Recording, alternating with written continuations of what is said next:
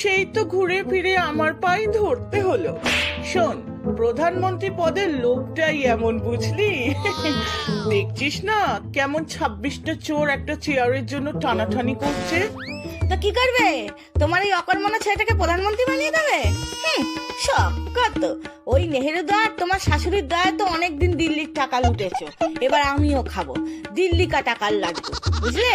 এই বাংলার টাকায় আর আমাদের পোষাচ্ছে না, পুরো দেশের টাকা খেলে তবে আমার শান্তি। তোর এই খাওয়া খাই স্কিম সবাই বুঝে গেছে, বুঝলি? তুই প্রধানমন্ত্রী হয়ে দেশ লুটবি, আর তোর এই নিষ্কর্মা কয়লাচোর ভাইপো বাংলার মুখ্যমন্ত্রী হয়ে বাংলা লুটবে। তোরা হাবাতের দল, টাকা দেখলেই তোদের নাল পড়ে, কিন্তু আমাদের প্ল্যান এর থেকেও বড়। কি কি শুনি, বলো শুনি। আমরা দেশটাকে চীনের কাছে বেচে দেবো। হ্যাঁ, সত্যি সোনিয়া বৌদি, আপনার এই পাপ্পু চন্দ্রকে আমিও মাকালপল ভাবতাম, কিন্তু অন্য বুদ্ধি না থাকলেও দেশ বেচার বুদ্ধিটা একদম বড় ঠাকুরদার মতো পেয়েছে। তোর ভাইপো তো কম নয়, দারুণ ট্রেনিং দিয়েছিস চুরি করার। পুরো বাংলাকে তো একেবারে লুটে খেয়েছিস। তুই চিন্তা করিস না, বাংলাকে আলাদা করে বিক্রি করার ব্যবস্থা চীনকে বলে আমি করে দেবো। ওই জন্যই তো সিপিএম কে দলে নিয়েছি, যাতে চীনের সাথে দরাদরিতে কোনো সমস্যা না হয়।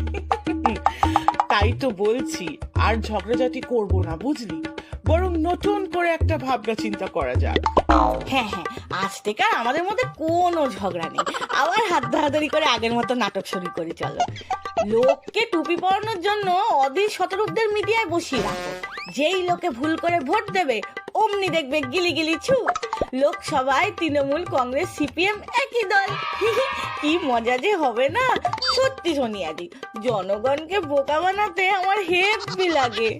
ঠিক ঠিক, তোর ইন্ডিয়া নামটা দিয়ে বেশ ভালোই হয়েছে, বুঝলি? আমাদের কুকীর্তি সব দেশভক্তির নামে চালিয়ে যেতে পারবো।